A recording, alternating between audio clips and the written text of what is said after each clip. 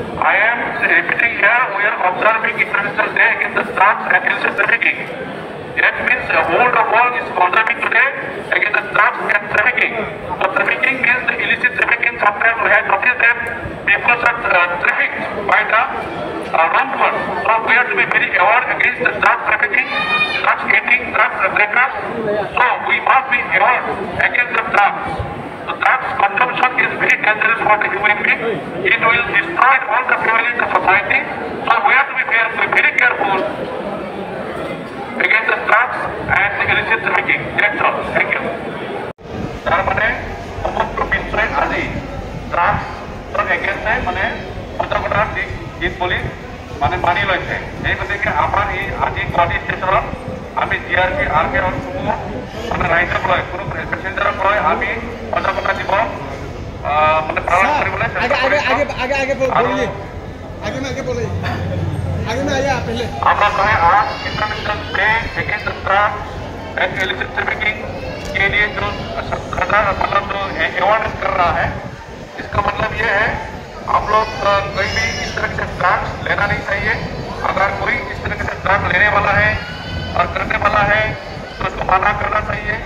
इसके चलते हमारा देश में हमारा समाज में बहुत सा मतलब क्षति हो रहा है। वो भी क्षति वैसे अनुकूल असुविधा पाइसे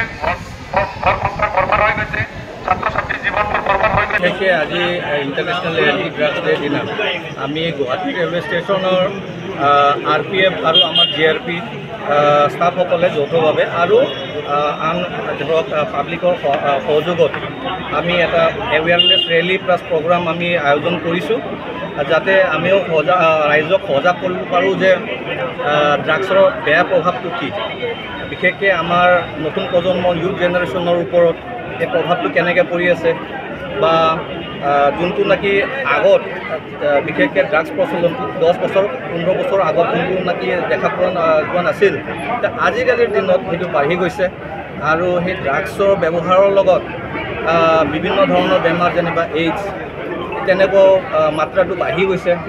গতিকে আমি যাতে নতুন প্ৰজন্ম মানুহখিনিক যাতে আৰু আন সমাজৰ আন মানুহসকলকো যাতে সজাগ কৰিব পাৰোঁ আৰু এই ড্ৰাগছ যোনটো ইউজ যোনটো মাৰাত্মক সেইটো বস্তু সেইটো যাতে আমি ৰোধ কৰিব পাৰোঁ, সেই উপলক্ষে আমি এৱেৰনেছ এটা ৰেলী আৰু প্লাছ প্ৰগ্ৰাম আমি আপোনালোকৰ সহযোগত এইটো আয়োজন কৰিছোঁ আজি।